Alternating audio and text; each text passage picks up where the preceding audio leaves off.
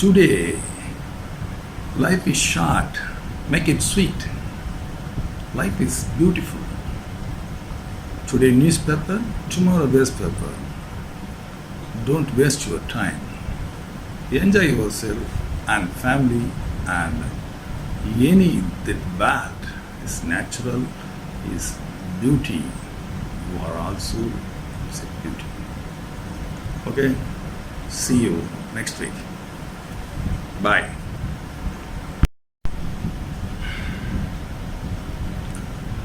வாழ்க வளமுடன். நீங்களும் உங்கள் அன்பு குடும்பமும் வாழ்க வளமுடன். அருட்பேராற்றல் கருணையினால் நீலாயுள், நிறை செல்வம், உயர் புகழ், மெய்ஞானம் ஓங்கி வாழ்க வளமுடன். வாழ்க வையகம்.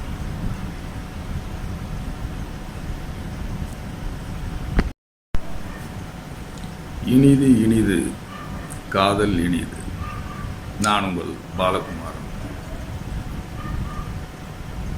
வாழ்க்கை காதலியுங்கள், சந்தோஷமாகப்படுங்க. என்றும் இளமையோடு இருக்க காதலும் அன்பும் அமைதியும் தான் மன நிறைவு கொடுக்கும். வாழ்க.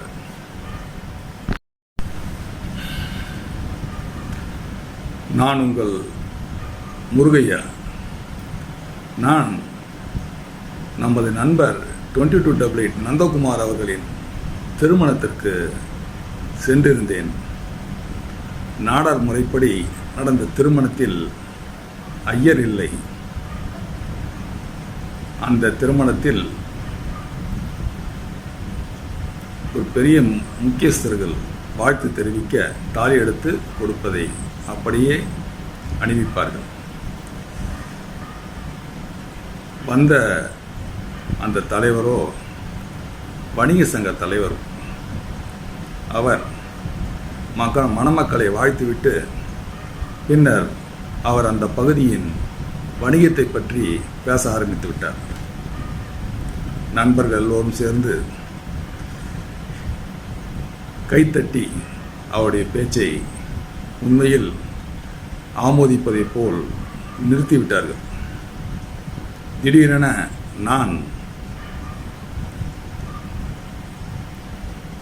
அந்த கல்யாண மண்டபத்தின் ஒரு பகுதியில் வேறு சில நண்பர்களுடன் அரட்டை அடித்துக் கொண்டிருந்தேன்.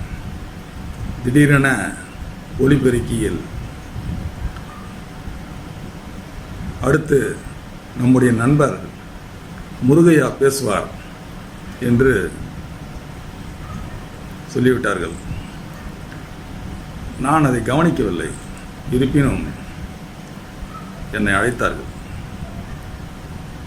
நான் சென்று என்ன பேசுவது என்று தெரியவில்லை. இருப்பினும் நான் ஒரு வாழ்த்து மடலை சொன்னேன். அதை இப்போது சொல்கிறேன், கேளுங்கள்.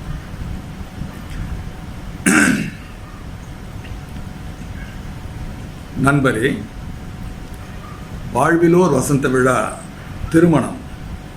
இத்திருமண நாளில் புத்தாடை பூண்டு புது மாலை அணிந்து மகிழ்ச்சி பெருக்கால் இதயம் பூரித்து அதனால் எழில் பூத்து விளங்கும் தங்கள் திருமுகத்தை காண மிகவும் களிப்படைகிறேன். இன்று உங்கள் வாழ்க்கையின் துவக்க விழா.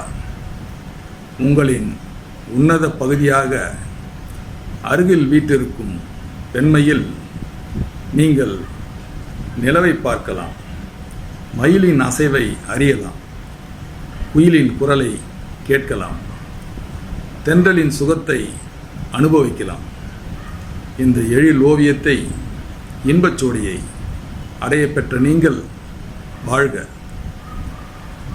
நங்கையே, எனது அருமை தங்கையே, உலகத்தின் உயிர்க்குடி என போற்றப்படும் தாய்க்குலத்தின் தனிக்குடி நீங்கள். நண்பரின் வாழ்க்கையில் நலம் பாட வந்த நிலா. இன்பமோ துன்பமோ எதற்கும் கலங்காத உள்ளம், அன்பு, பணிவு, அடக்கம் இவை பெண்களின் அணிகலன்கள். தங்களின் சிரித்த முகம் ஒன்றே போதாதா நண்பரின் வாழ்வு சிறப்படைவதற்கு? மணமலர்களே, வாழ்க்கை என்பது பொங்குமா கடல், போர்க்களம், முட்கள் நிறைந்த புதர்வெளி, கட்டாந்தரை, சூதாட்டம், துப்பறியும் நாவல், தொடர்கதை. இப்படித்தான் கற்பனை எழுத்தாளர் எண்ணங்களிலே வாழ்க்கை வதைப்படுகிறது. ஆனால் உண்மையில் அது ஒரு தங்கச் சுரங்கம், இன்ப பொய்கை, சுவையின் கூட்டு. பறந்து கிடக்கும் இந்த உலகம் மக்கள் வாழ்வதற்காகத்தான் இருக்கிறது. நறுமணச் சோலைகள், நந்தவனத்து கிளிகள், பாடும் குயில்கள், வீசும் தென்றல், எழில் ததும்பும் இயற்கை. இத்தனைக்கும் மேலாக இரவு என்னும் அமுத படகு உங்களை இன்பபுரிக்கு அழைத்து செல்லும் என்று வாழ்த்தி கூறி விடைபெறுகிறேன். நன்றி, வணக்கம். இப்படித்தான் அதை நான் பேசினேன். இது தமிழ் மேல் நான் கொன்ற பற்று. இது நான் எழுதிய திருமண வாழ்த்து மடல் இல்லை. ஒரு நாள் எங்கள் வீட்டில் பரணில் போட்டு வைத்திருந்த ஒரு வாழ்த்து மடலை நான் எதேச்சையாக எடுத்து படித்தேன். அதை 20 வருடங்கள் கழித்து தமிழ் மறக்காது. அதை என் நண்பனின் திருமணத்தில் பேசினேன். அந்த வாழ்த்து மடல் எனது பெற்றோருக்கு, எனது தாய் தந்தையருக்கு 1959 எழுதிய ஆதிகேசவலு என்பவர் எழுதிய ஒரு வாழ்த்து மடல். அதை இன்று வரை என்னால் மறக்க முடியவில்லை. காரணம் தமிழ். வாழ்க தமிழ், வளர்க தமிழ். நன்றி, வணக்கம்.